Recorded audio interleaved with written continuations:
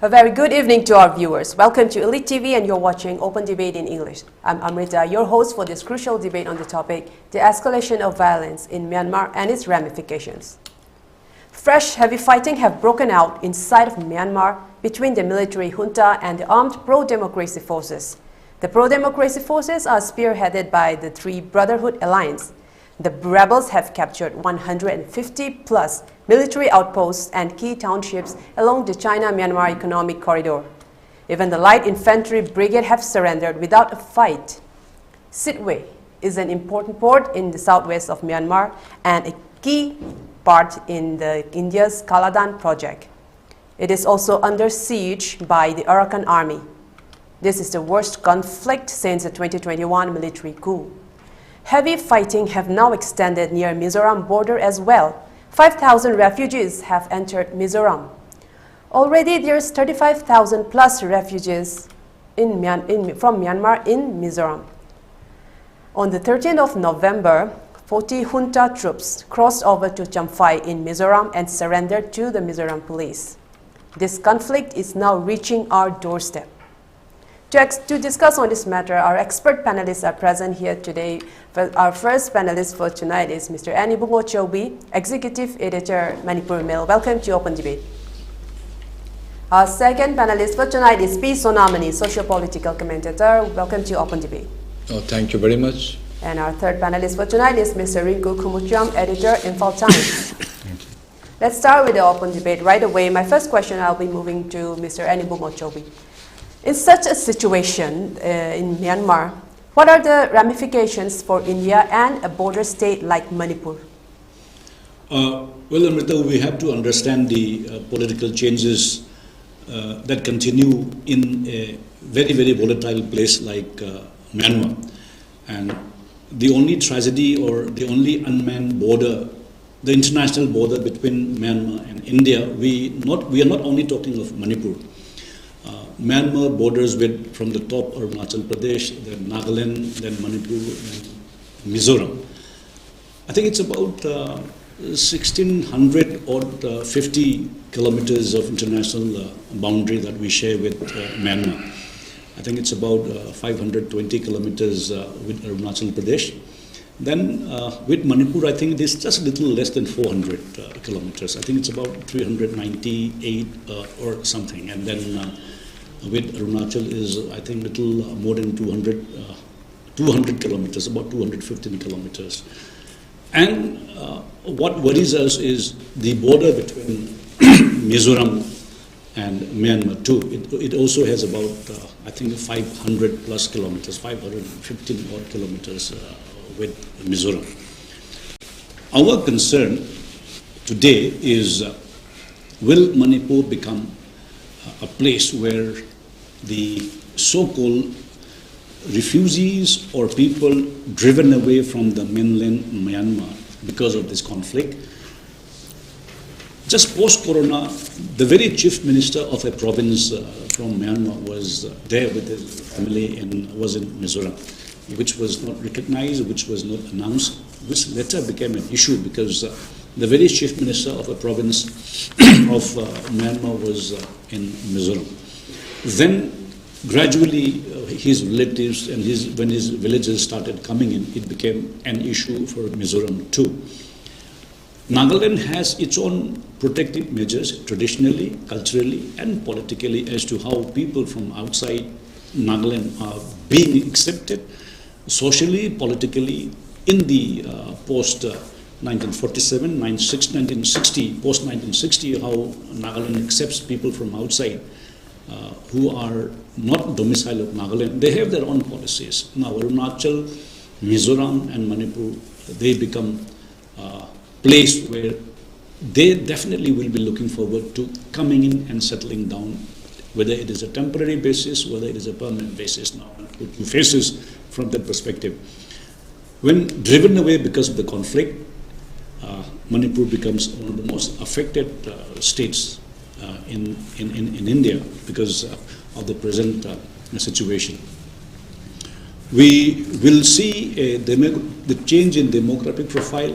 We will change in the economic profile and the opportunities of people who come from outside. whether it is Mizoram, whether it is Myanmar, or whether it is from Nepal, or whether it is from Bangladesh. Because any neighboring country will have its own impact, whether you call it an immigrant or illegal immigrant or refugees. We definitely will have people of conflict, and the international UN norms of whatever you call the refugees or people driven away because of the humanitarian point of view. It is very sad that we have a very unsettled, very volatile neighbor as Myanmar, because the continuous violent events that occur in Myanmar will have its own impact in the neighboring states, right from Arunachal to Mizoram to Nagaland to Manipur. Okay. And now how the government of Manipur, how the government of India will address this issue is also going to be a very, very serious challenge. So as we understand, the conflict is not going to end very soon.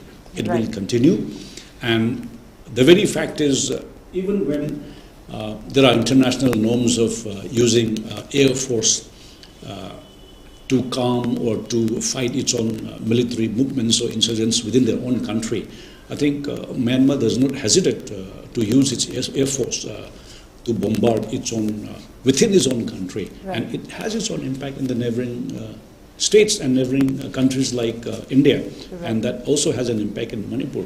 I think just to begin with, and to continue, we will have an impact, and in the next round we can discuss about the socio-political changes, the demographic profile, the economic opportunities. The people of Manipur or Nagaland or Arunachal Pradesh or Mizoram would be losing because of the survival, the quest for survival of the people coming from the neighboring state because of the violence. I think that is how I would like to start off. Okay, thank you for your opening remarks, Mr. Ibungochoubi.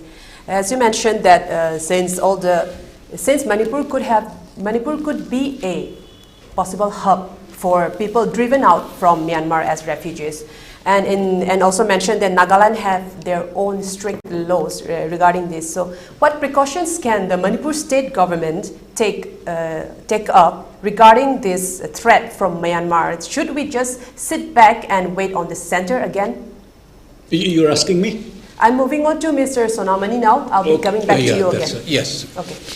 So, Amrita, good evening to you and my colleagues, most eminent the personalities from the journal. I'm a journalist. Journalism side, they're very knowledgeable persons. In fact, I'm lucky that I'm in the midst of them and so that I can learn a lot. Yes, Manipur, so because of this, let me go back to the little past, that about this Chin Kuki Jo. So in 1966, the Laldenga, former Chief Minister of Mizoram, he said that very clearly that he had an aim to have an independent country formed by the Chin Kuki Jo. So there was the civil war earlier, that Thailand and this Laos and the former Burma, erstwhile Burma, that this Chin Kuki Mizo, they were driven out because of their unreliable and undesirable activities. That is what the book says, and that is what the past history says. So they were driven out. Even General Ne Win, who was the leader of a communist party, that he himself, he has come to know that in the Saigon area, Saigon area is the border of Manipur and the Nagaland. Right. So Nagaland, a lot of the Form people, Koinak people, Chang people, some people, that is the, what I would call it, that they are self-declared their capital, since they could not set up the independent, their country, as now on Mr. T.H. Moiba, that he is moving to have a different country. So these are the stories. So they were driven out, having or finding no suitable place. They had to go to all along to erstwhile Purba Pakistan or East Pakistan. Today it is known Bangladesh, particularly the Chittagong Hill tracts area. Fortunately, I was in a couple of occasions in Bangladesh. I was posted for short tenure for a specific my assignment. I was in Chittagong and some or other place. I could see them many cookies and many many cookies. Khongsai we call it. British used to call the khusi.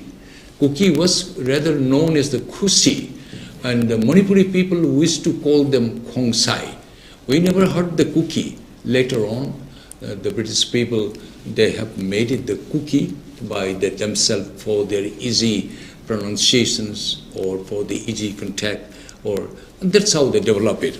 Anyway, wherever they went, we saw that history says that this particular community, I don't have any animosity or any kind of ill feeling or to blame any particular community.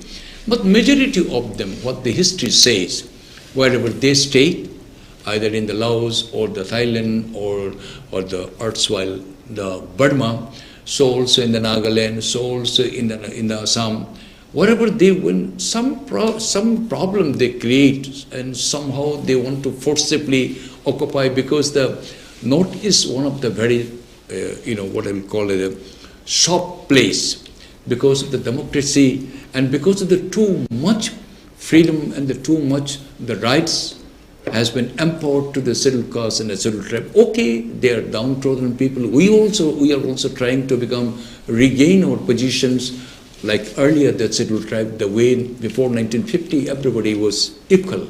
But somehow or rather we have ruined our own positions. So we should be responsible for that.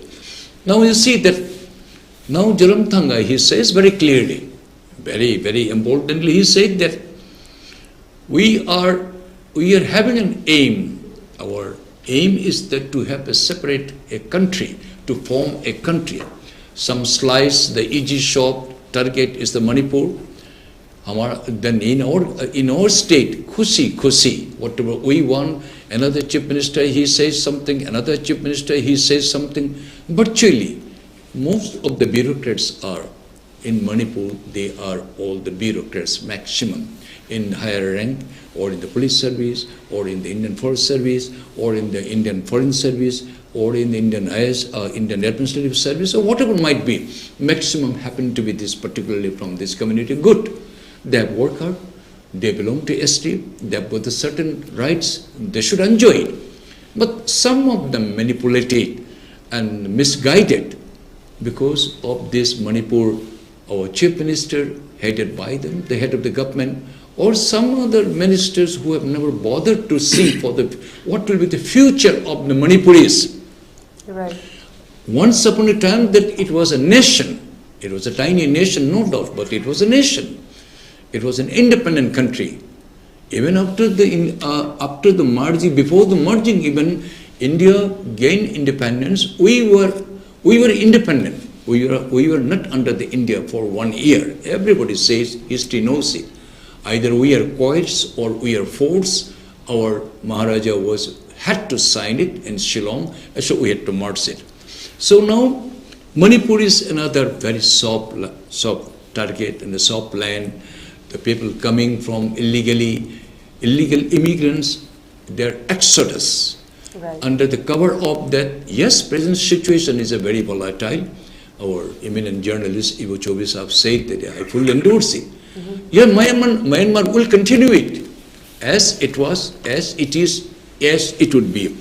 So under cover this or taking cover this, they have migrated. Ultimately, it is coming to us the Manipur.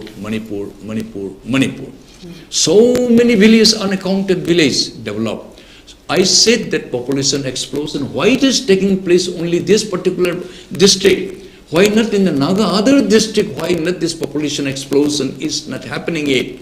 They have given a very, very unplausible explanation by saying that we are not Muslim. In our religion, we can have more than 10 children, 15 children. By God, I think there is hardly anyone in these days who can have 10 children, 15 children. Right. Mr. Sonamani, coming back to my question, since the refugees who have entered both in Mizoram and also infiltrated in Manipur, what precautions do you think the state government, especially the Manipur state government, should take up regarding the fallout of the refugee migration and regarding the violence happening in Myanmar. You're right. Steps, yeah.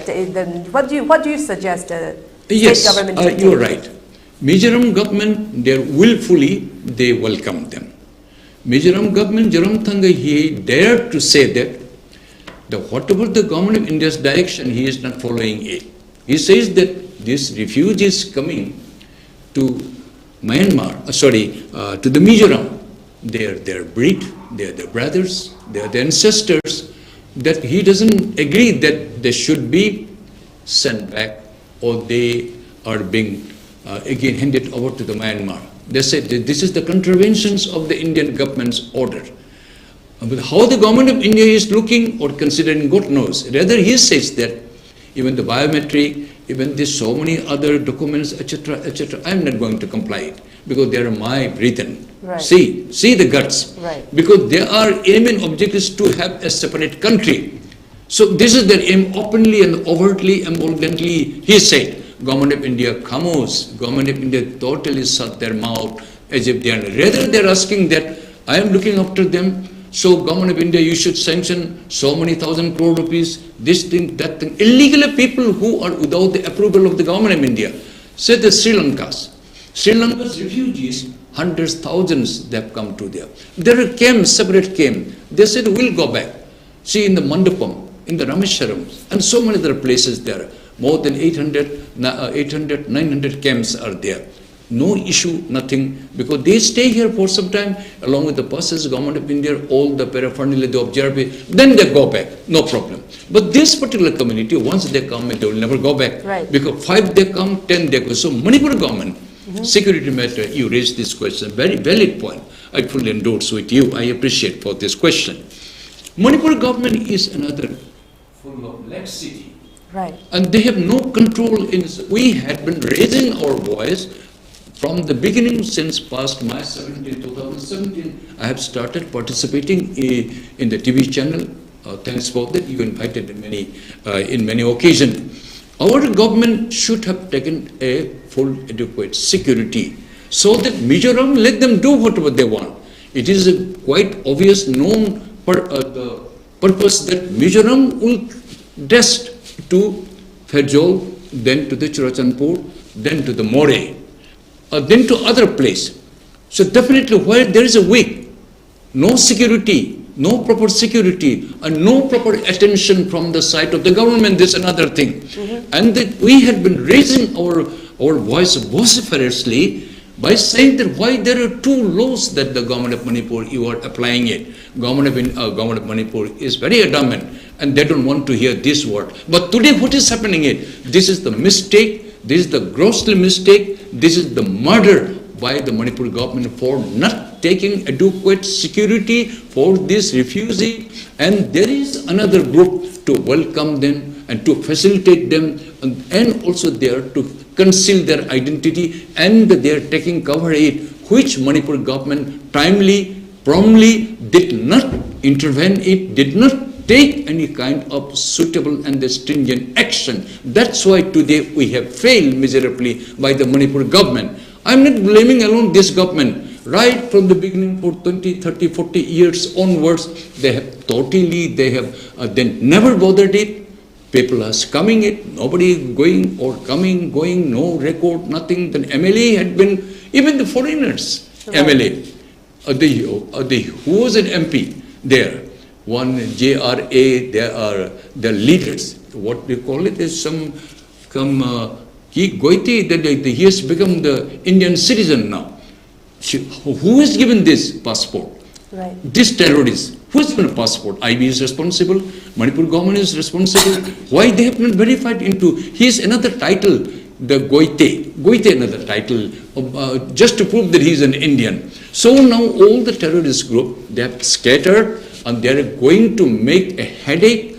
They are going, then this will become an insurmountable hassle to bulldoze them because they have deeply rooted like a blood cancer. Right, on that note, so Manipur government totally and miserably failed. This is, we must agree, and Government of Manipur should agree. Government of India should do something, but Government of India is silent. this is what we are not happening. Yet Manipur government doesn't do any satisfactory duty or to protect their own state. Then India government should intervene it. But India government is not looking properly or simply watching or not acting properly to restore peace. A very strong comment from Mr. P. Sonamani that the government has taken a lot of laxity regarding taking up security measures, especially in the state of Manipur. On that note, I'd like to come to Mr.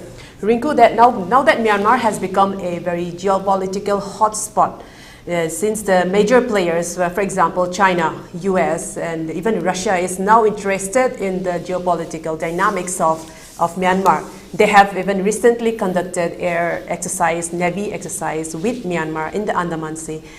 We think that it is very troubling for India. So my question is that, as Mr. P. Sonamani said, the government of India and as well as the government of Manipur has taken very lax steps regarding strengthening the security of Manipur, especially as being a border state. It is very fragile and very much at risk of security threats. What are your thoughts regarding this? We can discuss your question in two or three different issues. Sure. So actually, I would like to start with your first question about the involvement of Chinese their government, the Russian government, and the Western countries, also US and others. Right. Myanmar is an interesting area for almost all the country because for Chinese it is their economic hub. From there, they are doing good trades with the Indian Ocean. They can pass through the Indian Ocean, and then they can build up good relationship with other countries. So, Myanmar Chinese should have a real influence to the government of Myanmar. They have been supplying the arms and ammunition to the military junta, as well as the Russian are also supplying arms and ammunition to the military junta. Everybody knows. But how come that rebel group, which have never been united, which have never been fought together, comes together at this crucial hour, at Shan State? They had occupied almost around 150 posts in Shan State. Everybody knows. You have also told this in the introductory part. So these three brotherhood rebel group, the Arakan Army, the Myanmar National Democratic Alliance Army, and the Tang National Liberation Army, they have combined and formed together and started operation called 1027. Definitely because it is in October 27 they started, so maybe because of that they call this 1027 operation. So in that operation, almost a border town in between the China and Myanmar, that is Chinsuihao. It's an important border trade town in Myanmar in their relationship with China, and this has been captured in the hand of this rebel group. Right. Myanmar is inhabited by a lot of ethnic groups. There has been rebel group since its independence, since 1948. Myanmar got independence on 1948, and after that, in 1962, there is a military coup because of the failure, because of the ethnic trouble, ethnic clashes between groups and armed groups. So many things happened since then. So we have to, start looking from 1948 till 1962, and then later in what happened in 1911. Then in 1988, August 8, 1988, there was an uprising there. We all know, the world knows. So when it comes to Myanmar, China have a very big interest, and they have been supporting arms and ammunition to the military junta. However, on the other side, they seems to be supporting the rebel group. Why? Right.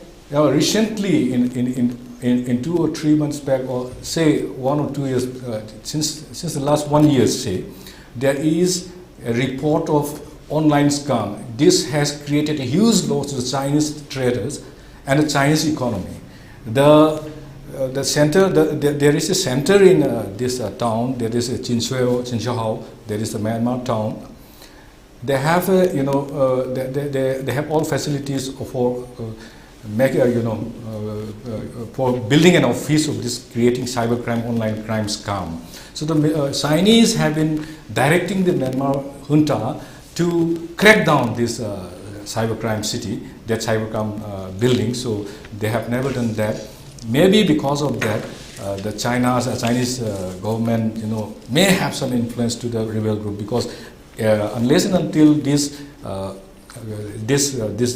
building has been destroyed, then there is going to be a lot more economic impact to the Chinese citizens as well as Chinese trade. And on the other hand, in the Sun State, there are pipelines of the Chinese, where they extract the natural resources to the China. So when it comes to about that, they need a good protection, and they need to have good relation with the military junta too.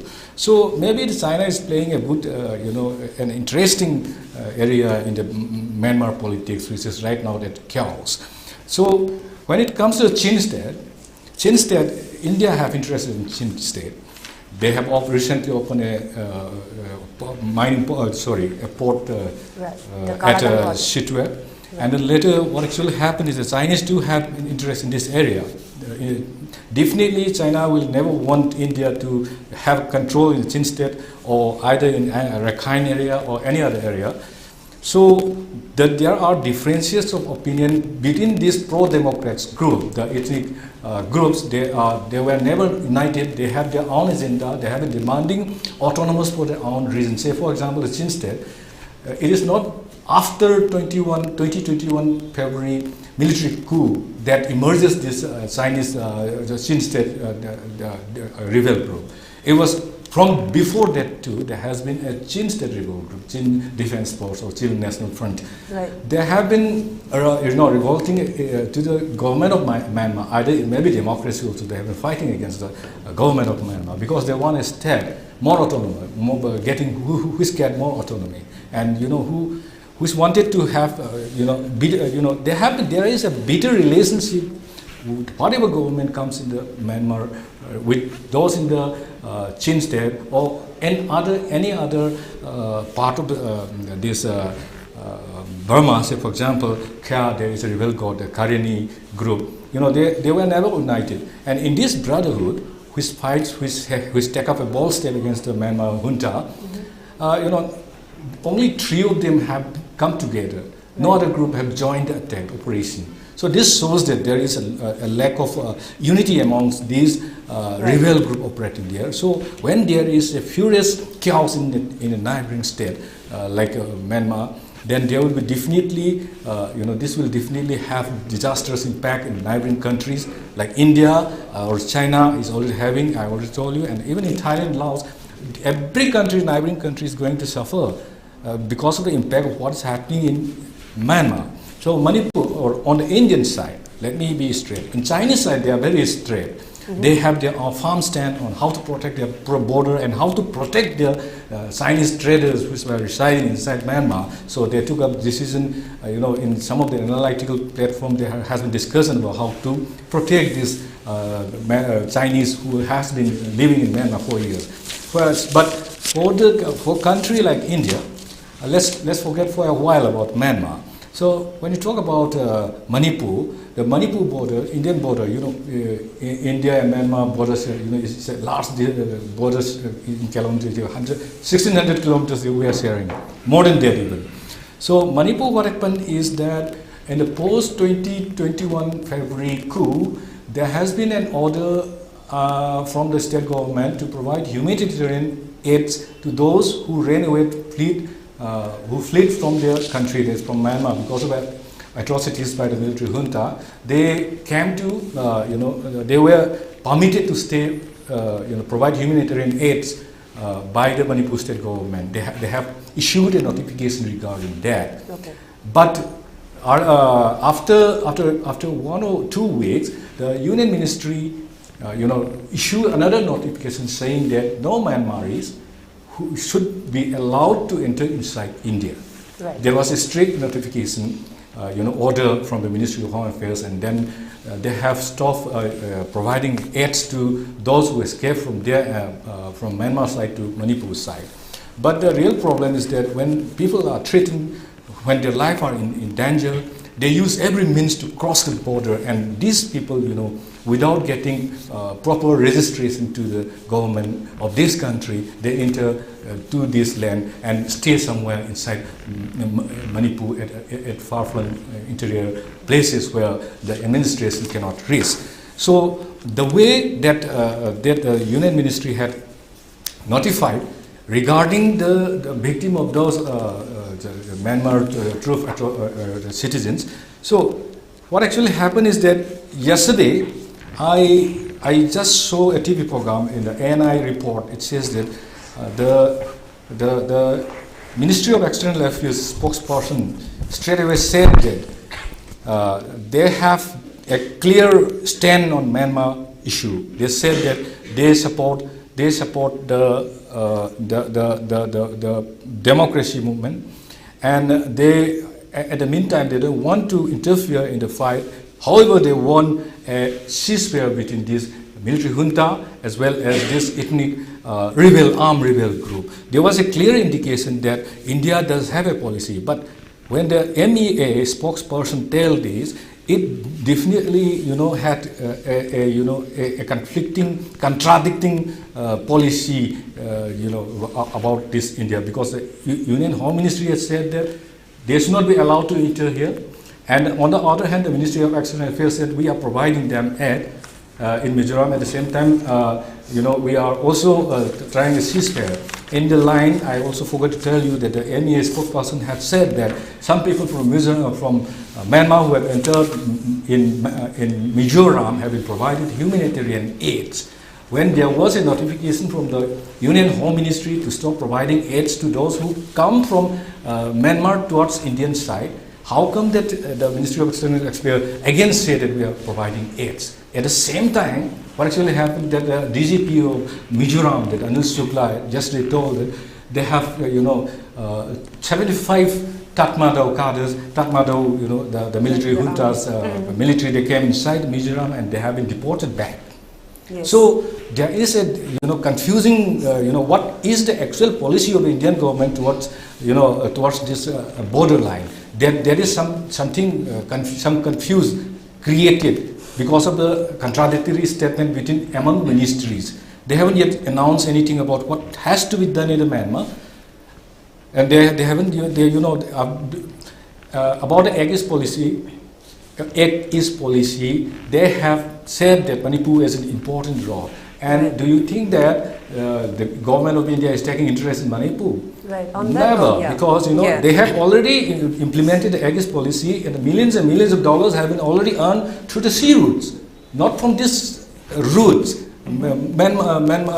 Manipur routes. It has never been completed. It is a dangerous route still now. There is no big threat going on here. But however, in the sea route, it's going on very well. So, India government definitely do not like to brag anything with the government which is ruling the country, neighboring country, and it also do not want to, upset those revolting against the existing regime. So it's conflicting, and now, as of now, right. Let me tell you that there is no clear policy on Manipur regarding Manipur, whether they want full protection of Manipur while doing this, while playing the international politics, while joining the game of power in Myanmar, whether or not it's a big question still lying. Okay, very interesting point. I'd like to move on that note and bring that question to Mr. Ibungochoubi, that recently the Ministry of External Affairs, also besides what Mr. Rinku has mentioned earlier, the Ministry of External Affairs, they told the press that this conflict in Myanmar needs a dialogue to resolve. That's what they said. They need a dialogue to resolve this issue in Myanmar. What is interesting is that they seem to forget that the conflict that's happening in Manipur, that is its own internal conflict, there has never been a letter or an invite for any kind of dialogue. Do you think, do you see a hypocrisy in this from the side or on part of the government of India? I didn't get your question. Dialogue between what? My question was that the Ministry of External Affairs are very concerned about the happenings in Myanmar. They issued a statement that the conflict in Myanmar need to be resolved through dialogue. What's interesting is that the internal issue, especially happening in Manipur since the last 6 months, there has not been any kind of dialogue to resolve this. Do you see any kind of hypocrisy on part of the government of India in this? Well, I think the statement that the Union government spokesperson from the MEA or the External Affairs Ministry, having said that there should be a dialogue between whatsoever the conflicting parties, it will have its own concerns, and it could be some kind of a national policy as to how we would like to have a friendly neighbor. The issue is, our concern is, when there is a conflict within the state of Myanmar, the impact on the neighboring states. I think this is what we should be very concerned about. Right. If there is no problem in Myanmar, if there are no violent events that is happening, or if there are no violent forces to quell the, calm the movement that is happening in Myanmar, I think that should be our first concern. Now, any kind of diplomatic statement would be that dialogue would be the first thing to bring in about a common table where people can discuss. Our concern, as we discussed today, is what will be the impact of the present crisis that is happening in Myanmar.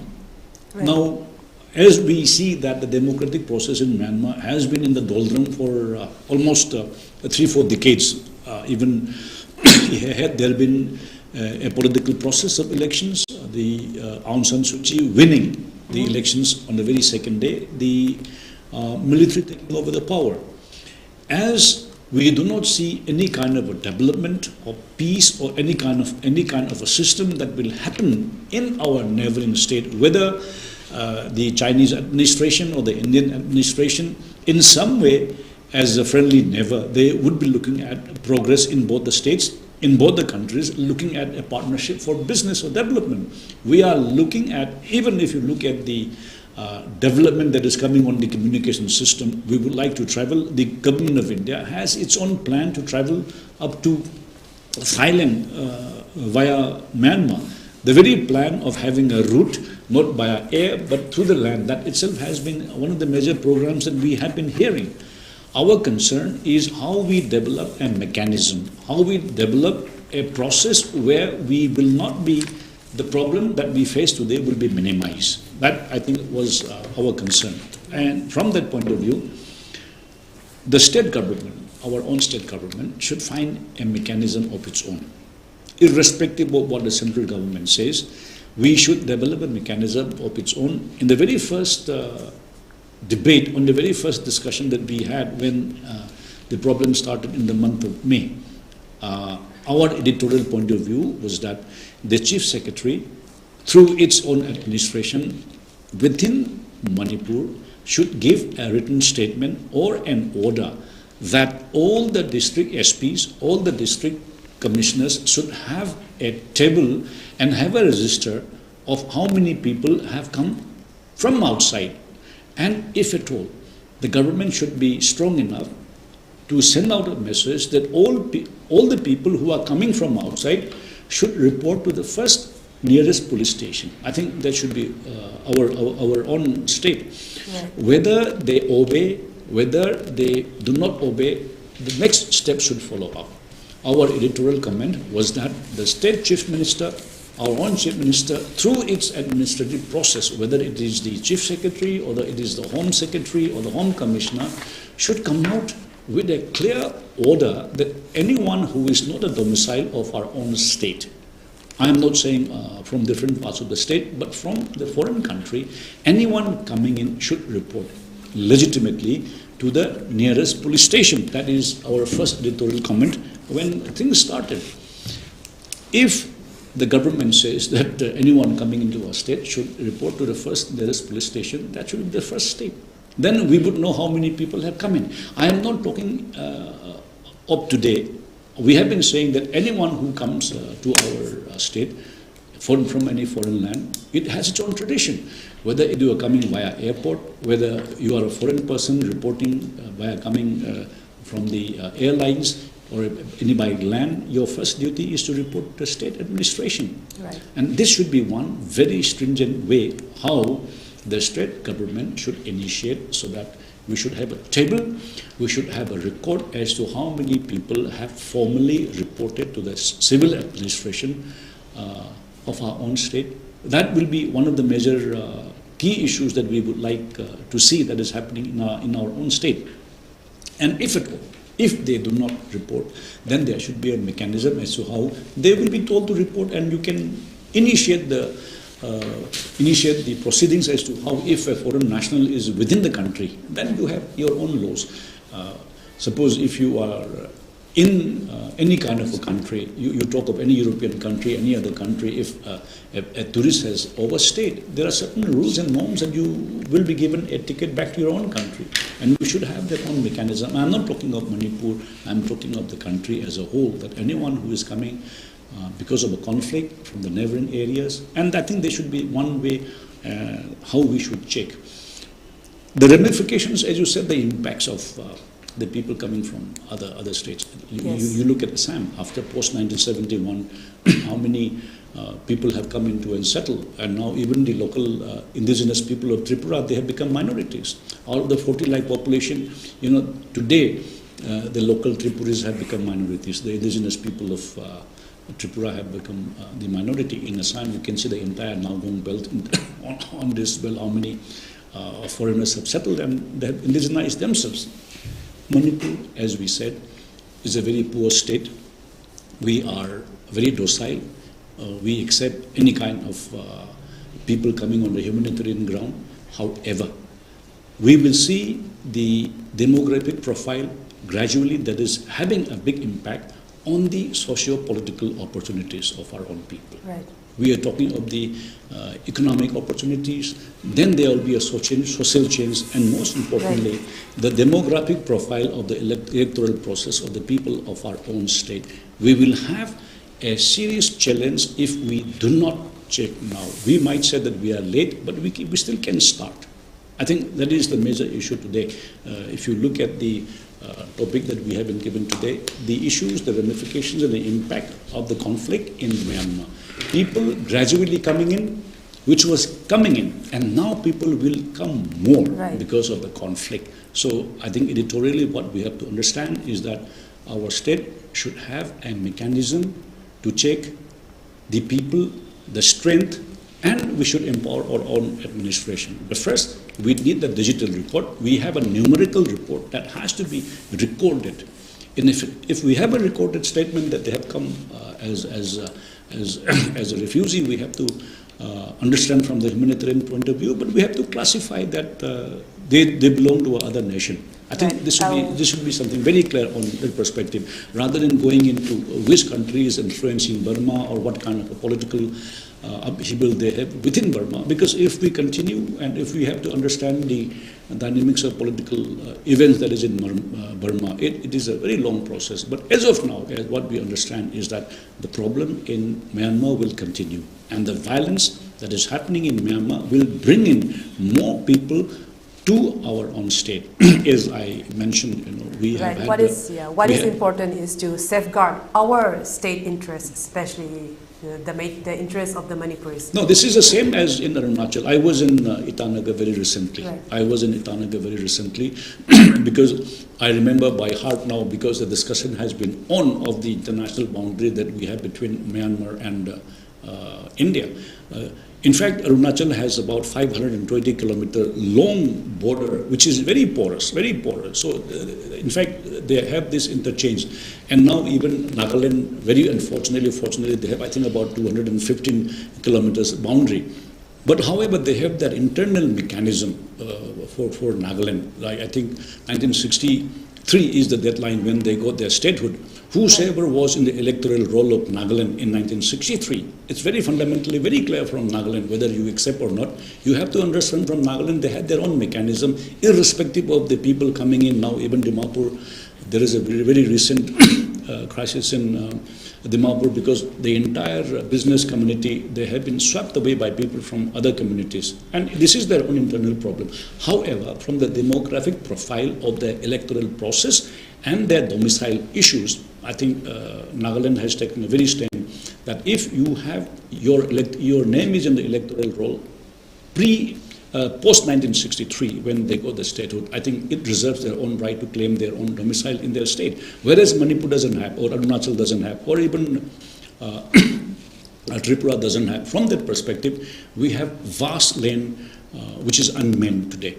And I was speaking to one of the security personnel very recently that however short that we have about 398 kilometer border between Myanmar. It is next to impossible to mend that. It is not possible at all to guard that border because through thick jungles and everything from the military point of view, it is not possible at all to give a secure feeling that they will not be infiltrating. They will be coming in, however, we have to have our own mechanism. The state administration, which should be our first point, that they should report to the nearest police station. Right. Will the state government have the courage to come out with an order that anyone coming from outside, from the another different, you have your ILP, people coming from any part of the country, they are forced, they have to sign, they have to buy a small piece of paper for ILP, whether it is 120 rupees or 300 rupees from the airport or from the, when you come in from Jiribam or Dimapur, anybody who's coming from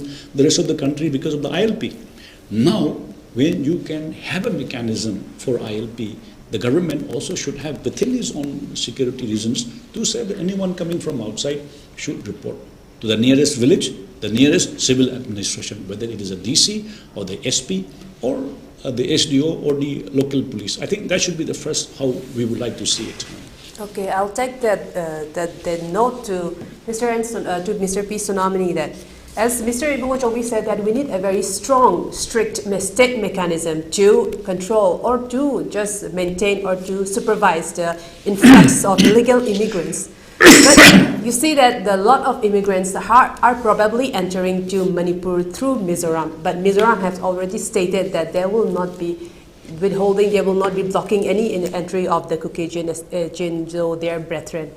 My question is that since there are very high chances of refugees entering into Manipur from Mizoram, especially in the Churchanpur region, and we know that because of the conflict that has happened, this area is like no man's land because there is no policing over there. So what kind of mechanisms can possibly be of effect in this regard? Yes, Amrita, it's a very simple logic. The parents is a government. Their children, if parents cannot control, our neighbors will take advantage. They will not respect. Father, mother, they have to control their children first.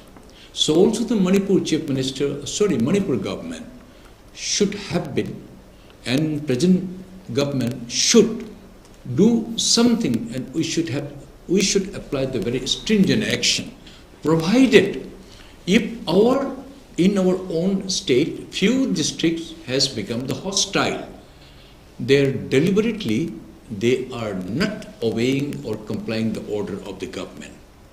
Police has become, state police in these districts have become under the control or under the command that some undergrounds, people's their order, they feel more important than to the Manipur government. Manipur government knows, India government knows, the subsidiary intelligence bureau, then again the special bureau, all these agencies, they are just like a watchdog, every place they are available. So there are two laws prevailed, and Manipur government, whosoever came right from the beginning, they have not taken care and they did not bother it. Only they would like to concentrate, or they are concentrated only in the valley areas. They thought that 35 or 39, 40 MLAs, if they support, I can survive or I can become a chief minister. So this race has become a competition rather than the concern. You have rightly pointed out, border. Our External Affairs Minister R.K. Ranjan, he is the External Affairs State Minister. He said that the border fencing will be done. I do not know when it will be done. It has never been done before to complete it. As the the Kuki brothers, they oppose even to set up the 23 police outposts in the border, in the Myanmar and the Manipur border. They have refused. They said, why this outpost should be set up here? Why God? What kind of their idea? And what kind, because they know that there are people, there are blood, their same ancestors, they're coming in the no man's land, In one step is the Manipur, another step back is the Myanmar. That Kusi land, they are the felicitator because they want more and more their brothers, they come illegally and it will be legalized. By whom? They are the village chieftain, then again the village panchayat or panchayat, they don't follow all these things. I don't know whether they follow it not in Manipur. Then the local MLA, he is the dada. He is not only MLA, he is a dada. He is a gunda type. They said, more and more you come, more and more you bring, then I'll be more happy. Then they will be given their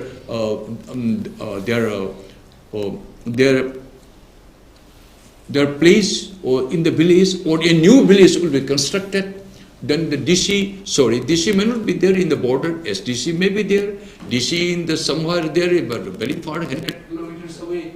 They have no control. So when just to enroll in the electoral roll, he is my uncle, he is my forefather, he is his son, when the MLA writes and is certified in that form, administrative officer, he becomes a tattu, he becomes a blind, and his hands are tied. Okay, sir, okay, if he is your uncle or auntie, okay, no problem, but indigenous, inhabitant, then electoral roll in such and such, such and such, such and such. But they are also opposing again the NRC. Right. Why NRC says? NRC says very clear, if your forefathers in any parts of this country are born right from the 1950s onwards, if they have settled any parts of the country, they are indigenous inhabitant of this country, or they are the citizen of this country, they are that legacy. So example, in my case, my forefathers, they were born in Assam. Even me too, I was born in Assam. I served in Nagaland, I served in the Meghalaya. I have my 2-3 electoral cards. What to do, where I am posted, I am supposed to vote it. Now I am in the Manipur, now permanently here. My electoral roll has transferred, I am here. How can I be treated that I am an outsider, that I don't belong to Manipur? Legacy is a word. Whether your forefather were an Indian citizen or not before 1950. That now the electoral roll from Assam, we have to bring it, then to the Nagaland. So this is how the things, so they are objecting it. Because they cannot produce this to substantiate their claim. Because whatever as on today till now going on, they wanted to capture, they wanted to increase through the delimitations, their MLA's number, day by day, that's why they cannot produce 15 child by a father, it is impossible, but they claim it. So they want to come more and more. So they are, our own brothers are the hostile in our state. This is the biggest problem. Now coming back to the, I would like to bring it to your kind attention as the Ibungochoubi say. China and the India conflict, it will continue. Both are becoming the superpower economically, or the army's might or defense might in many respects. China wanted in any manner, even Bhutan, you may see it, then they are trying to come up to block. Now the Myanmar without the Myanmar without the assistance and without the blessing of the China, Myanmar will not survive it. They do not want that the democratic system norms being prevailed. Aung San Suu Kyi, they didn't like it because she, as a democratic, she is the founder and the democratic, the very popular leader, not only the man, even in the world. And she has become too close with India. Before this, because this coup by the army, 1 or 2 days before, China's top army leader came and met Myanmar, this army's high officials. After 2 days, this coup was taken in. So now China doesn't want in any manner India should be in peace, should prevail peace in the Myanmar. They have taken in their own hand, like they tried to be the Bangladesh, they tried in the Sri Lanka, they are trying in the Bhutan. So they want that India should face some problem so that they can somehow rather mount pressure, which India persistently, they are fighting it, and India is in a better position. This is one of the, what is called our drawback. Our neighbors, like the Mizoram, somehow rather their own way. My friend Rinku, he has also highlighted arms, ammunitions is pouring like anything. For China, 1,000, 5,000, 10,000 arms, ammunition supplying to the Myanmar. It doesn't cost anything to them. But they want that. They should create some problem. Say Naga, these undergrounds, Naga hostiles, they are keeping their shelter there in Myanmar. This is with the blessing of the China.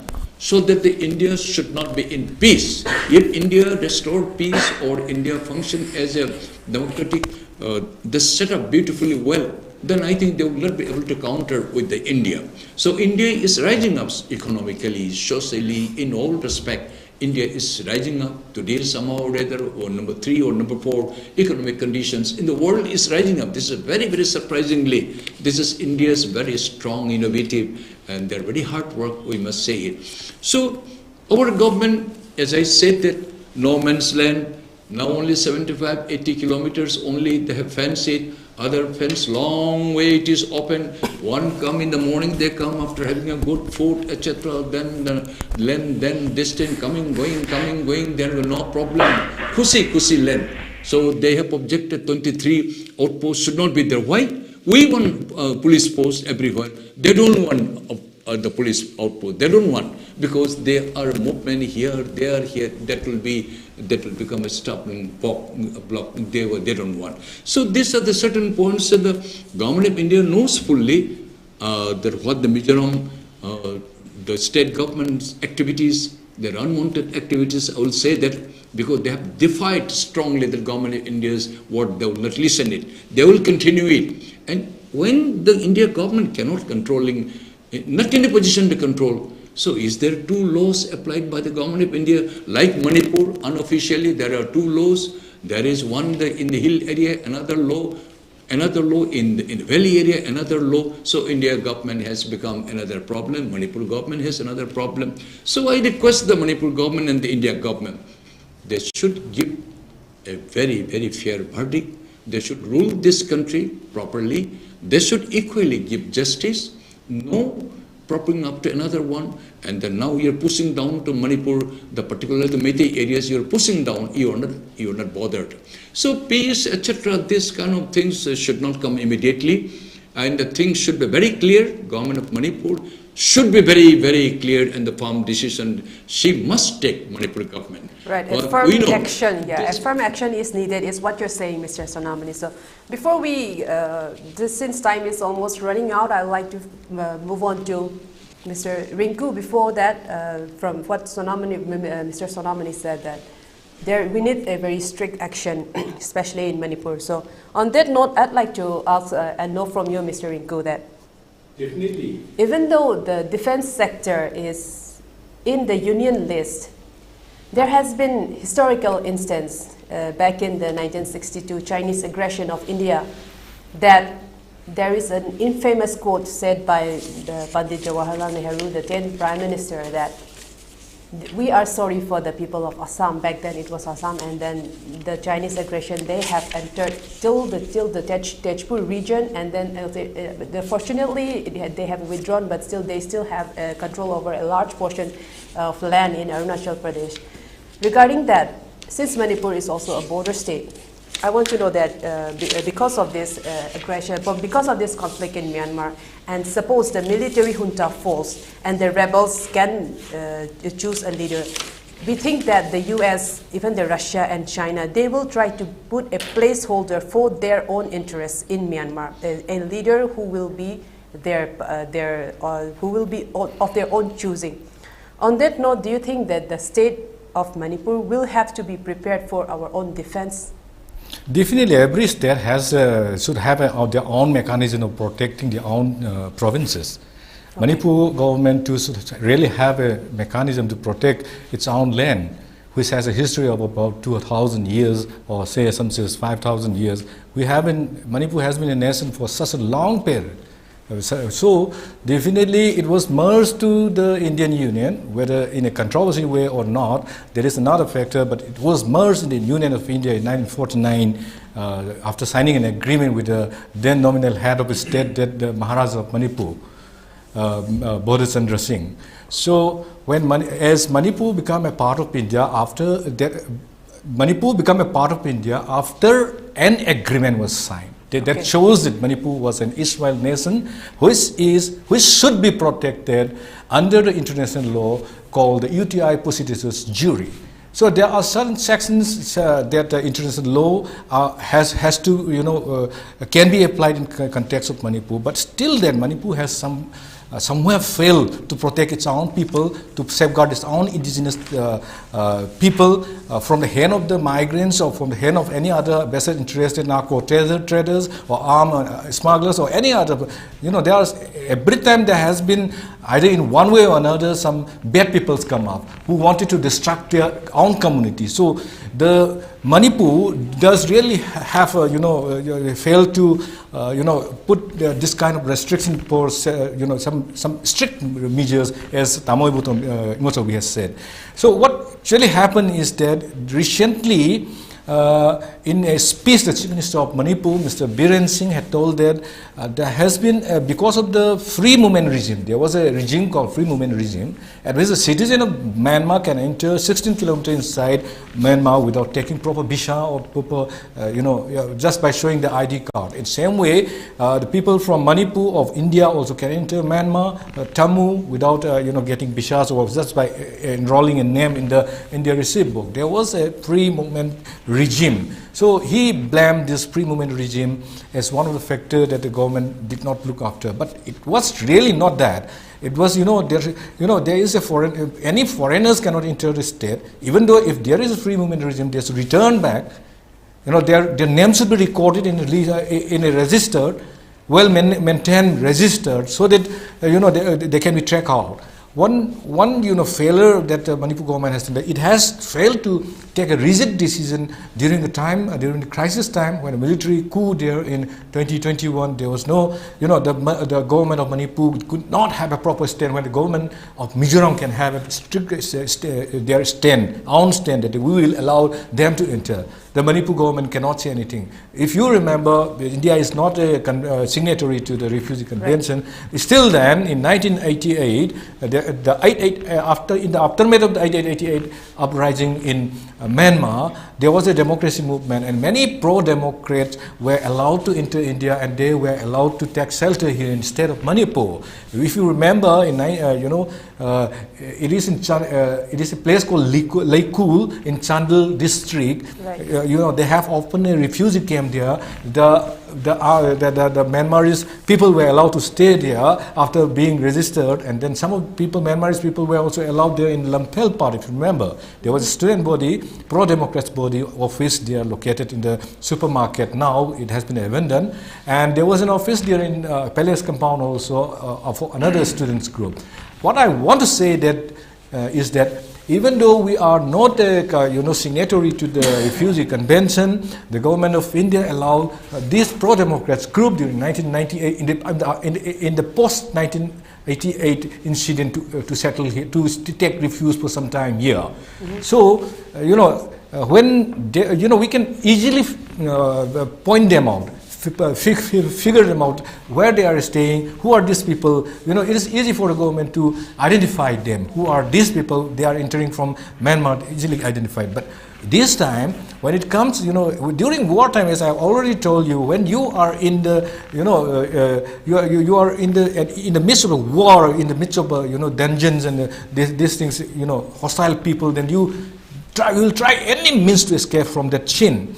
And that is what happening. Even though they were not allowed to enter India through the border to take shelter here inside India, they will enter by any means. They enter from either, right, because border is porous, they enter from any of the area, and they remain hidden, more hidden, very, very much more hidden to be tracked out. So right, to be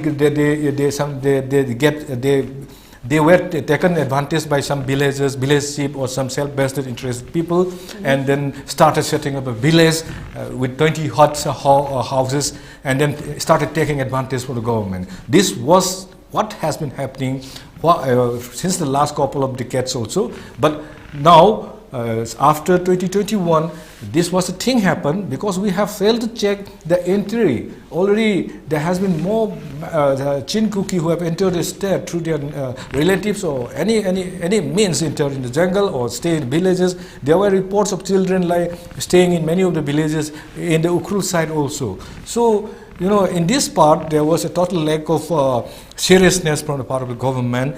But now what's happening in the state of Manipur is really, alarming the administration. And now again, what is happening inside Myanmar is a real concern for Manipur, because India government will certainly take a very, strong stand for protection of Manipur or not while playing its game slot. Myanmar is a big question, everyone is asking. Right.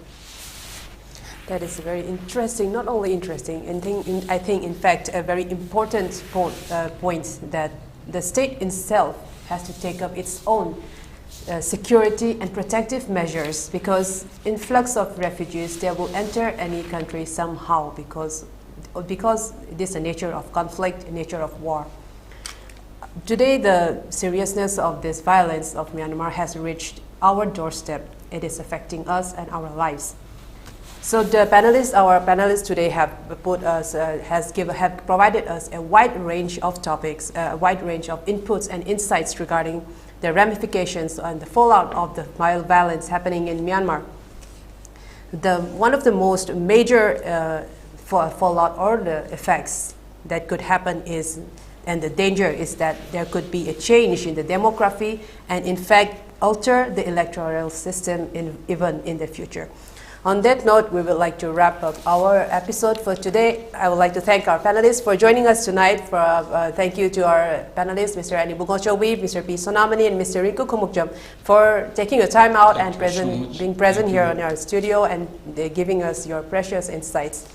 I'd like to thank our viewers for tuning in tonight. Please share your feedback and comments with us. We will be back again next Monday, same time, with more exciting topics. Please keep watching ELITETV. This is Amrita signing off. Have a good week.